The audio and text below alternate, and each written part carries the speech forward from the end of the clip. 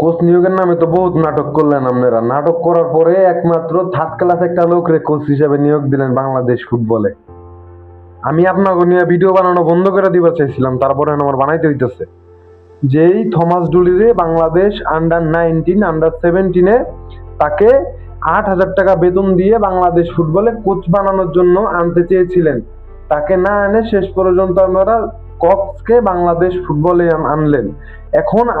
এখন দেখতে হচ্ছে বাংলাদেশ ন্যাশনাল ফুটবল টিমের সিনিয়র দলের কোচ থমাস ডুলি কেমনে, কত টাকা কমিশন খাইতেছেন আপনারা, নাটক করতেছেন আপনারা। হ্যাঁ, কত টাকা কমিশন খাইছেন আপনারা এটা কোন আগে?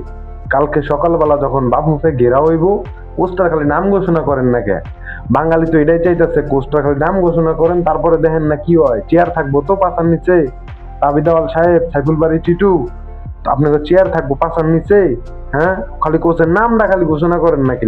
$8,000 বেতনের একটা কোচ আপনারা বাংলাদেশে আনবার চাইতেছেন। হ্যাঁ, ফিলিপিন থেকে লাত্তি দিয়ে তারাই দিছে, গানা ন্যাশনাল টিম থেকে লাত্তি মেরে তারাই দিছে, হ্যাঁ আপনারা বাংলাদেশ ফুটবলের কোচ বানাইবেন না? এত সহজ? বাংলাদেশের মানুষ এত পাগল? হ্যাঁ, বাংলাদেশের মানুষের টেহা দিয়ে আপনারা হুন মেরে খাইবেন, এই পচা চোদা কোচ নিয়ে এসে বাংলাদেশ ফুটবলটারে ধ্বংস করবেন? এত সহজ? আইন কালকে বাফু যখন ঘেরা হইব না, তখন দিন আপনাদের চেয়ার কই থাকে, খালি একবার নাম ঘোষণাটা করেন না কে? নামটা ঘোষণা করেন, তারপরে দেন বাংলার মানুষ কি করে আপনি করে আদর দিয়া দুধ ভাত দিয়া ভাত খাইতে দেয়। দেখেন, থমাস ডুলির মতো একটা থার্ড ক্লাস মার্কা লোকরে আপনারা দিয়েছেন বাংলাদেশ ফুটবল হেড কোচ বানাবেন না? নাটক করেন। কয় টাকা কমিশন খাইছেন? কমিশন খাইছেন? কত টাকা কমিশন খাইছেন? কমিশন ভিজন দিয়া বইরা দেবো। অপেক্ষা করেন, বুঝেন নাই?